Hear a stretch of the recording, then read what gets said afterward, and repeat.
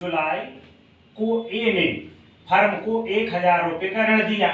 ठीक है, अब ऋण दिया तो जब कोई साझेदार फर्म को ऋण देता है तो उस ऋण पर ब्याज की दर 6% रहती, और जब कोई साझेदारी संलेख के अभाव में ऋण पर ब्याज 6% और साझेदारी संलेख के अभाव में लाभ हानि का बंटवारा बराबर अनुपात में किया जाता है ना। तो जैसे कि ए नाम के साझेदार ने फर्म को 10,000 का ऋण दिया, अब उस पर हम क्या निकालेंगे, ब्याज निकालेंगे। तो वो कैसा निकालेंगे इधर देखते हैं हम।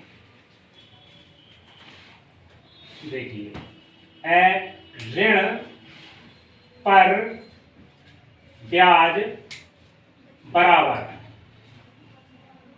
10,000 मतलब 10,000 का क्या दे दिया, ऋण दिया, इंटू 6% है ना, अपॉन 100 इंटू मतलब 1 जुलाई को दिया है। कितनी, 1 जुलाई को। 1 जुलाई से 31 दिसंबर तक कितने महीने होते हैं, जुलाई, अगस्त, सितंबर, अक्टूबर, नवंबर, दिसंबर, 6 महीने होते। तो यहाँ पे 6 आएगा इंटू 12।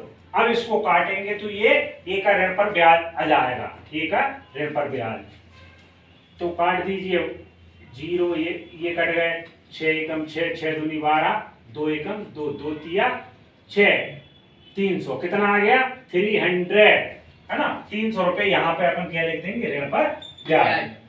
ये इस साइड की मदे आ गई। अब इस साइड सवाल में दिया रहेगा कि 1 जुलाई या 1 जनवरी को ABC 3 साझेदार हैं, है ना, इनकी पूंजी पर ब्याज 6% की दर से दिया जाता। बी को 250 रुपए वेतन प्रति माह मिलता है। वेतन एवं ब्याज काटने के बाद, है ना, अगर ऐसा लिखा है सवाल में, वेतन एवं ब्याज काटने के बाद फर्म को 1 लाख रुपए का लाभ हुआ। तो यहाँ एक चीज याद रखना, ये बाद शब्द, बाद या पश्चात, ये अगर शब्द है तो वेतन यहां नहीं आएगा। क्यों? क्योंकि वेतन तो कट चुका है। लिखा है कि वेतन एवं ब्याज काटने के बाद फर्म का लाभ 1 लाख रुपए है, तो वेतन यहां नहीं आएगा। अगर लिखा है वेतन एवं ब्याज काटने के पूर्व फर्म का लाभ 1 लाख रुपए है, तो वेतन यहां आएगा। क्योंकि वेतन तो पश्चात आ गया, मतलब काटने के बाद लाभ दिया, तो यहां पे लिखेंगे शुद्ध लाभ। 1 2 3 4 5, ये शुद्ध लाभ आ गया, माना कि 1 लाख रुपए। अब देखो, साझेदार आहरण भी करते हैं फर्म से, मतलब पैसे निकालते हैं। तो तीनों ने, ए, बी और सी, तीनों ने, इसने 100 रुपए निकाले, इसने 200 निकाले, इसने 50 रुपए फर्म से निकाले। तो देखिए, इनका आहरण इधर आता है, ये फर्स्ट नंबर, ये सेकंड, यहां लिखेंगे आय ऋण पर ब्याज। ए, बी और सी तीनों ने आहरण किया, एक ने 100, 200 और 50, तो यहां पे लिखेंगे 100, 200 और 50, तीनों को जोड़ करके 350। यहां एक चीज याद रखना आपको, अगर साझेदारों ने अगर आहरण किया तो आहरण नहीं आएगा। अगर माल का आहरण किया है तो वो आएगा। माल का आहरण किया तो यहां लिखेंगे आहरण खाते को कोष्टक में माल। अगर पैसों का आहरण किया है वो नहीं आएगा, उस पर इंटरेस्ट आएगा, उस पर जो ब्याज होता वो आएगा।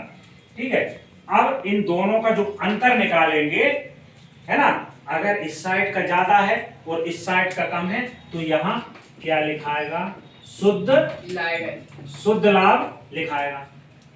अगर इस साइड का ज्यादा है और इस साइड का कम है तो इधर क्या लिखाएगा,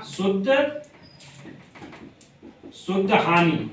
ये चीज याद रखना, लास्ट तक कोई सा भी खाता हो, शुद्ध लाभ हमेशा इधर आता, शुद्ध हानि हमेशा इधर आती। दोनों का अंतर निकालेंगे, इधर का ज्यादा, जो भी अंतर आया तो वो सवाल में जो अनुपात दिया उसमें बांटेंगे। माना कि ABC 3 साझेदार है, जो लाभ हानि का विभाजन 2, 3, 5 में करते हैं, माना कि 2, 3 और 5 में करते हैं। अब इसका टोटल 1,350,000 है। और इसका टोटल 1 लाख है, तो अंतर कितना आया 350 का। 350 को हम तीनों में बांटेंगे, 350 इंटू 2 अपान सबका टोटल, 5 3 8 9 10, 350 इंटू 3 अपान 10, 350 इंटू 5 अपान 10। इसको काट के यहाँ ABC तीनों के नाम के सामने अपन लिख देंगे। इसका इंटू कर दो, इसका कर दो, इसको काट दो। 35 दूनी कितने होते 70, 35 तिया कितने होते 105, और 35 पंजे कितने होते 140, नहीं 175। तो ये अपन 175 टोटल 350, और खाता बंद कर देंगे 1,350,000। तारीफ कहाँ कर रहा है बेटा? समझ गए? इस प्रकार से लाभ हानि खाते का निर्माण होगा। ओके। अरे